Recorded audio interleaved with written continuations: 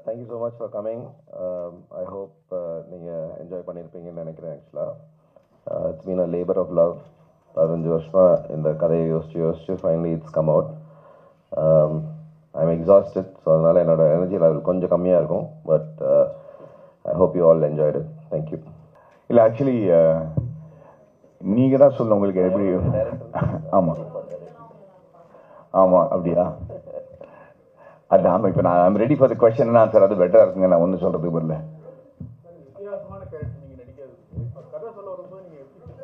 வேணான்ட்டேன்.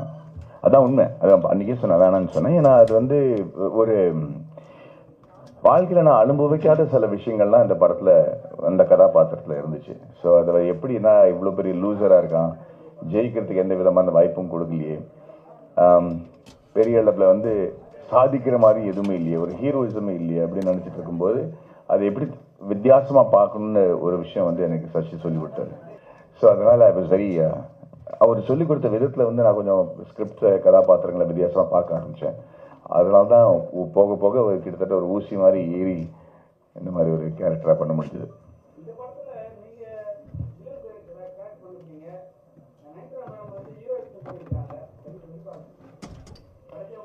இந்த படத்தில் கதையே அதுதானே, யார் ஹீரோ யார் வில்லன், நீங்கள் எடுக்கிற முடிவு, சுயநல சந்தர்ப்பம் எல்லாத்துலேயும் வந்து நீங்கள் எப்படி டெசிஷன் எடுக்கிறீங்க அதுதான் முடிவு பண்ணுது. ஒருத்தருக்கு ஹீரோவாக இருக்கிறவங்க ஒருத்தருக்கு வில்லனாக இருப்பாங்க. அதே சமயத்தில் ஒருத்தருக்கு வில்லனாக இருக்கிறவங்க சில பேருக்கு நல்லவராக தெரிவாங்க. அதான் இந்த படத்தோட கதை, இந்த கதத்தோட அருமையை.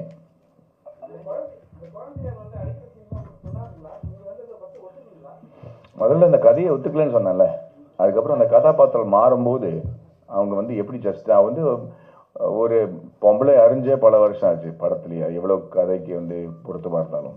பட் அது வந்து எப்படி பண்ணணும்னு கன்வின்ஸ் பண்ணதுனால தான் என்னால் அதை பண்ண முடிஞ்சது. ஏன்னா அதில் வந்து ஐ திங்க் அது நியாயமாக சூட் ஆச்சு இந்த கதைக்கு.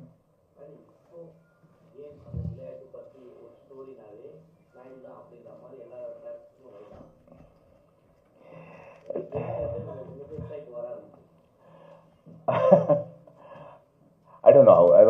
நான் ஏற்கனவே ஒரு 14 வருஷத்தில் 4 படம் தான் சார் பண்ணியிருக்கேன். அதனால் அது எதை வச்சு முடிவு பண்ணுறாங்கன்னு எனக்கு தெரில. But I'm happy. என்னை பற்றி யோசிச்சாலே பெரிய விஷயம் எனக்கு. நல்லது. ஒரு நிமிஷங்க.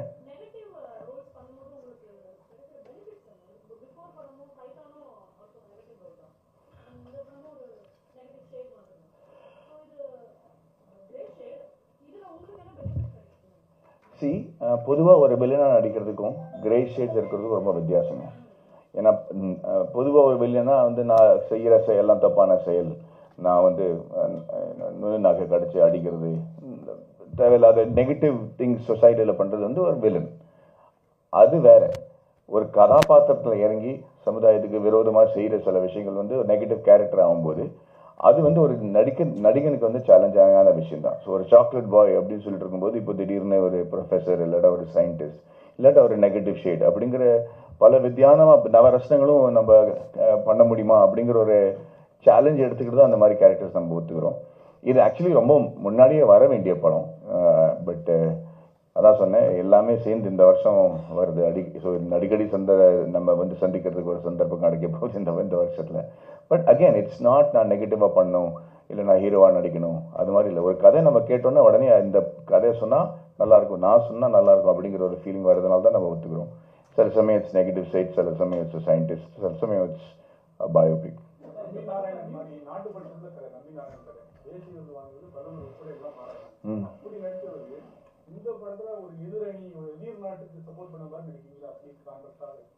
எந்த படத்தில்? மேட்ச். ஆமாம். தட்ஸ் த சேலஞ்ச் இல்லையா?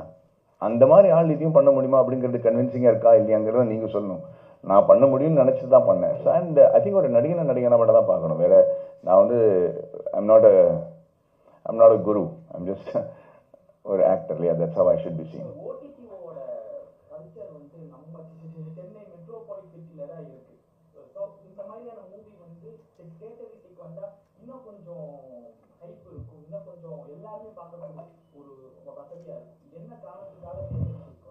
இந்த மாதிரி ஒரு கதையை வந்து இது வரைக்கும் பொதுவாக வந்த சினிமாவில் இருக்கிற கமர்ஷியல் ஃபில்மோட ஃபார்முலாவில் வரல. ஸோ அப்படி இருக்கும்போது இந்த மாதிரி கதைகள் எப்படி ரிசீவ் பண்ணப்படுறது எப்படி அதை வந்து மக்கள் ஏற்றுக்கிறாங்கன்னு தெரிஞ்சா அதை வந்து தைரியமாக இன்னொரு ப்ரொடியூசர் அடுத்த வாட்டி இதை தியேட்டரில் கொண்டு வர முடியும். ஏன்னா இதனால் எக்ஸ்பெரிமெண்டல் தான் இருக்குது. ஏன்னா நம்ம சசி ஒரு இன்டர்வியூவில் சொன்ன மாதிரி 15-16 லட்சம் பேர் தான் முழு தமிழ்நாட்டிலே தியேட்டரில் வந்து படம் பார்க்குறாங்க. அப்போனா அந்த 7 கோடி மக்களில் வந்து 6,85,00,000 பேருக்கு வந்து நம்ம படம் பண்ணலையா அப்படிங்கிற கேள்வி இருக்கும்போது நம்ம சில விஷயங்கள் புரட்டி போட்டு வித்தியாசமாக பண்ண வேண்டியிருக்கு. அதில் இருக்கிற ரிஸ்க் வந்து நம்ம முதல்ல ஓடிடியில் வந்தால் இட் கெட்ஸ். அண்ட் நெட்ஃப்ளிக்ஸில் வந்து கிட்டத்தட்ட how many million 60 crores மக்கள் பார்க்குறாங்க. அதனால் இப்போ ஹிந்திலேயே நிறைய ரிவ்யூஸ் வந்துருச்சு. இப்போ பயங்கரமாக ஹிந்தியில் ரிவ்யூ வந்திருக்கு. படம் ரிலீஸ் ஆகி அரை மணி நேரத்துலேயே வந்து கிட்டத்தட்ட 30 ரிவ்யூஸ் வந்துருச்சு ஹிந்தியில் கூட. ஸோ அப்படி இருக்கும்போது அது ஒரு வித்தியாசமான எக்ஸைட்மெண்ட். அதான்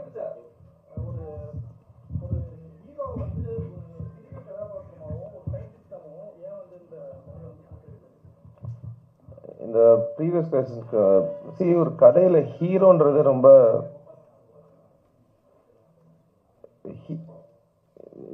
the word you should use is protagonist. Hero கிடையாது. ஐ மீன் இதில் அர்ஜுன் ஹீரோ. பட் இந்த கதையோட ப்ரொட்டாகனிஸ்ட் யாருன்னா சரான்ற கேரக்டர் தான். அவர் தான் சூத்திரதாரர். அவர் பண்ணுறதுனால தான் கதை மூவ் ஆகுது. ஸோ இட்ஸ் டெக்னிக்லி நம்ம வந்து ஹீரோ வில்லன்ற அந்த கோட்பாடுக்குள்ளே பார்த்தீங்கன்னா அப்படி தெரியும். பட் இந்த படத்தோட ப்ரொட்டாகனிஸ்ட் யாருன்னா அது மாதவன் தான் ஆக்சுவலாக. So he is the central character.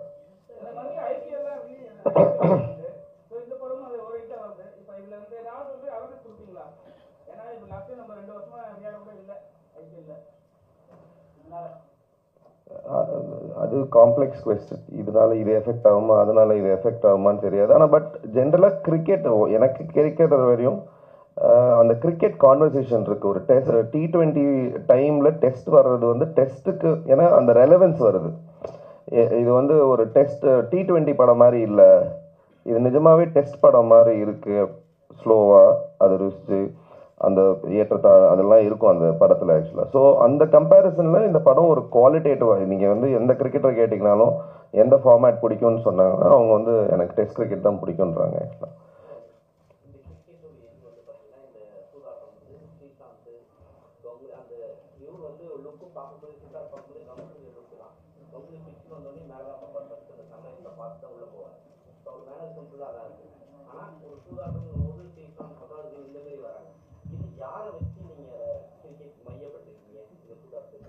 இல்லை ஆக்சுவலாக படத்தில் சூதாட்டம்ன்றது வந்து ஒரு பெரிஃபரல் ஐடியா தான். அது வந்து சென்ட்ரல் ஐடியாவோ அது எப்படி நடக்குது யார் இதில் இன்வால்வ்டுன்றது ஐடியா கிடையாது. அது அவங்கனால ஒரு கிரிக்கெட்டருக்கு ஒரு டெஸ்ட் வருது. அந்த டெஸ்ட்டில் அவர் வந்து அந்த அந்த எடை போடணும். அவர் பையன் முக்கியமா இல்லை அந்த கேம் முக்கியமான்ற ஒரு டெஸ்ட் வருது. ஸோ அது வந்து ஒரு ஸ்டார்டிங் பாயிண்ட்டை தவிர அது படத்தோட சென்ட்ரல் ஐடியாவே கிடையாது ஆக்சுவலாக. அண்ட் இந்த கிரிக்கெட்டர் வந்து ஆக்சுவலாக இந்த க்ளோஸாக கவனிச்சிங்கன்னா இந்தியாவில் விளையாடின நிறைய கிரிக்கெட்டர்ஸோட ரெஃபரன்ஸ் வரும். அவரோட குரு சச்சின் தெண்டுல்கரோட குரு சொல்லியிருப்பாரு, விளையாடின எந்த மேட்சும் பார்க்கவே மாட்டாங்க, ஒன்று தப்பான ஆல் த பேட் திங்ஸ் மட்டும் நோட் பண்ணியிருப்பாங்க. அந்த ரெஃபரன்ஸ் வந்து சச்சின் கிட்டேருந்து வந்தது. விவிஎஸ் லக்ஷன் வந்து அவர் ஹைதராபாத்தில் விளையாடுறதுக்கு முன்னாடி ப்ரீவியஸ் நைட் சொன்னாங்க நீங்கள் டெஸ்ட் கிரிக்கெட்டில் ரிட்டையர் ஆகிடணும்னு. ஸோ அந்த மாதிரி படத்தில் எல்லா கிரிக்கெட்டர்ஸ்க்கு நடந்த சில விஷயங்கள் வந்து ஒரு இன்ஸ்பிரேஷனாக வந்து ஒரு கிரிக்கெட்டரை ரெப்ரசென்ட் பண்ணமே தவிர ஒருத்தர்ன்றது கிடையாது. மற்றதெல்லாம் முக்கியம் இல்லையா? Okay okay.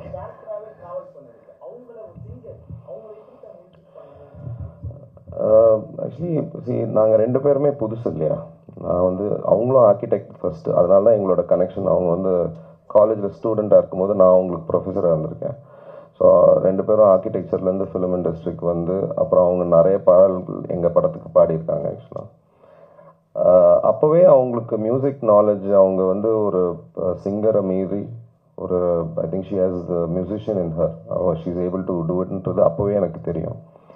இன்னொன்று என்னென்னா எனக்கு வந்து I needed somebody to experiment. நம்ம யூஸ்வலாக நோட்ஸ் கொடுத்துட்டு இந்த பார்லேருந்து இங்கே பார் வரணும், அந்த ஒரு சீனை ஃபுல்லாக ஃபில் பண்ணணும் அப்படின்றது இல்லாமல் ஒரு மியூசிக்கை ஒரு கேரக்டராக ட்ரீட் பண்ணி ட்ராமா இருக்கும்போது மியூசிக்கை எடுத்துகிட்டு plot or movement. So there's a lot of structural things we tried.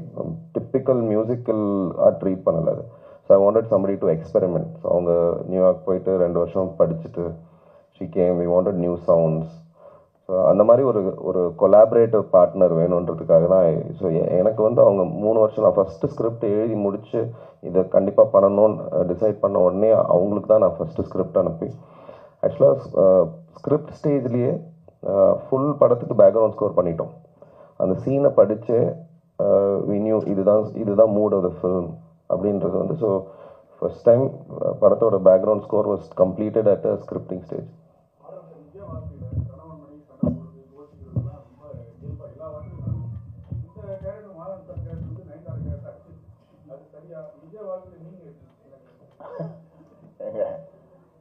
என் உயிருக்கே ஆபத்தாயிரும் இப்போ நான்.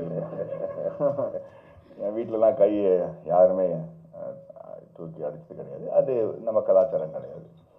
இந்த இந்த இந்த படத்தில் வந்து அவன் அடிக்கும்போதே தன்னோட மனசாட்சியை தன்னோட தூர போக வச்சுட்டான் அப்படிங்கிறத நம்ம ரொம்ப அழகாக காட்டியிருப்பார். இன்னும் காளி வெங்கட்டோட கதாபாத்திரம் என்னோட மனசாட்சியாக தான் இருக்க போகுது. ஸோ அதை வந்து தூரம் போக போக நான் ஒரு மிருகமாக மாறுறேங்கிறது தான். அதனால அவன் வந்து ஒரு நெகட்டிவ் கேரக்டராக மாறும்போது அதுக்கப்புறம் நல்லது என்ன கெட்டது என்ன கலாச்சாரம் என்ன அப்படிங்கிறத நம்ம பார்க்கறது இல்லை. அதனால தான் அந்த மாதிரி நீட் எடுத்துருக்கோம். நம்ம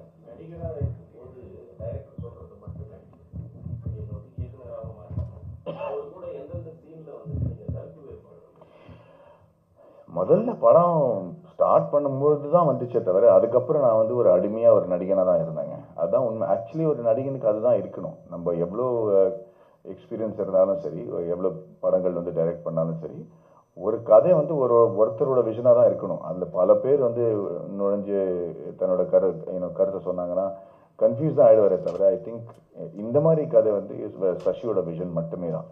ஸோ அதில் வந்து எந்த விதமான டிஸ்பென்ஸோ ஆர்குமெண்ட்டோ வந்தது கிடையாது. அது இவர் என்ன நினைக்கிறாரு அதை நான் எப்படி பண்ணும் அப்படிங்கிறதா சேலஞ்ச் எனக்கு இருந்துச்சு.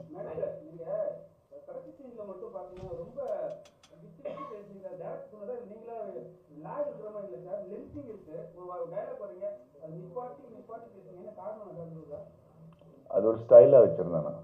ஆமாம் ஆமாம். ஏன்னா அதில் வந்து மனசு வந்து ரொம்ப குழம்பி போன அப்புறம் அது எப்படி பேசுறது, என்ன வார்த்தை வருது அப்படின்னு தெரியாமல் தடுமாறுறது தான்.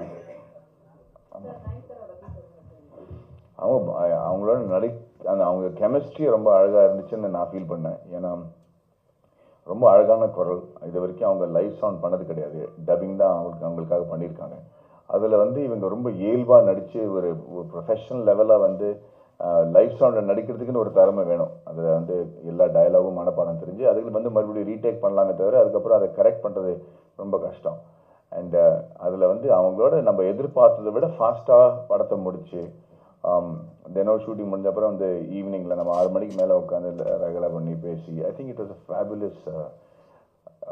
She created a fantastic atmosphere அந்த செட்.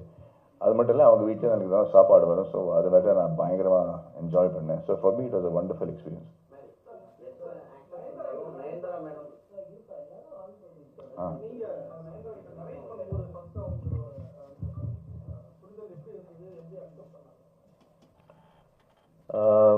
நம்ம சொல்ல சம்டைம்ஸ் வந்து ஒரு character has to meet the actor. அந்த கேரக்டரோட மனநிலையும் அந்த ஆக்டரோட மனநிலையும் மேட்ச் ஆச்சுன்னா அதோட பெட்டர் இது கிடையாது. ஏன்னா she was in a state, she was trying to have a family. நான் அந்த டைமில் பண்ணும்போது what it is to be a mother ஒரு அந்த ஸ்பேஸில் இருந்தாங்க. ஸோ அது நேச்சுரலாகவே அந்த மைண்ட் அவங்களுக்கு இருந்துச்சு தட் அதை எப்படி புரிஞ்சுக்கணும் என்ன பண்ணுறதுன்னு. ஸோ நிறைய ஹர் இன்வால்மெண்ட் வாஸ் லாட்ஸ். யூஸ்வலாக அவங்க ஸ்டாராக தான் மோஸ்ட் ஆஃப் த ப்ராஜெக்ட்ஸில் ஷி கம்ஸ் இன். பட் இது வந்து வெரி கிளியர்லி வி செட் வந்து you need to come as an actor. அது ஃபுல் ப்ரிப்பரேஷனோட வருவாங்க. ஷி வாஸ் ஏபிள் டு அதான் more than anything else வந்து அது வந்து ஒரு நம்ம கிரியேட் பண்ணது ஒரு க்ளவ் தான். கை அவங்களுது. அதை கரெக்டாக வந்து அவங்க ஃபிட் பண்ணிக்கணும் இல்லையா. அதோட ப்ரிப்பரேஷன் வாஸ் எக்ஸலண்ட்.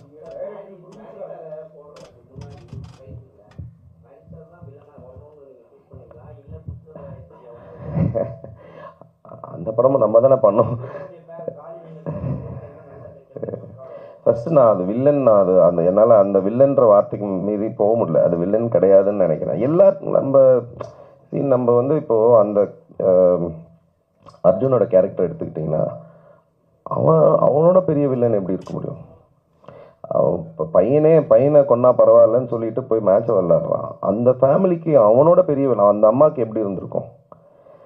அது வந்து நம்ம வந்து அது பெர்ஸ்பெக்டிவ் தானே தவிர ஒரு சுச்சுவேஷனில் ஒருத்தன் வில்லன் ஒருத்தன் இது அவன் சூஸ் பண்ணுற டிசிஷன்னால தான் மாறுறான்.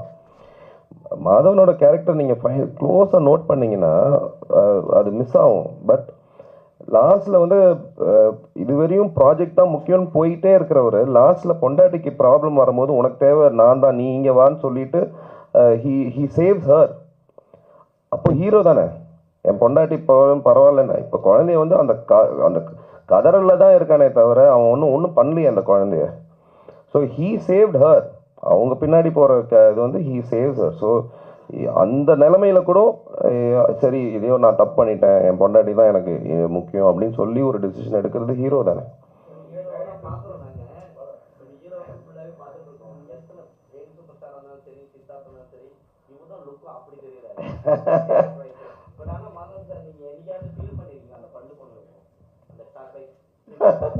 பல்லு போச்சா? இல்லைங்க, நல்லா ஏதோ கிசு கிசுன்னு நினைக்கிறேன். அது நம்பாதீங்க.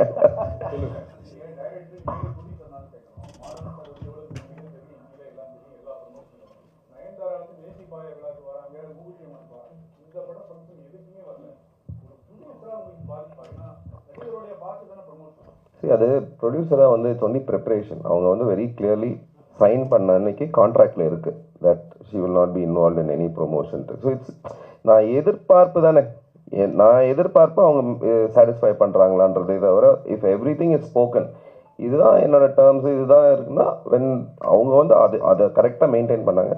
பட் இன்ஃபேக்ட் அது வந்து டெக்னிக்கல். இந்த வாட்டி வந்து 15 நாள் ஒதுக்குனாங்க.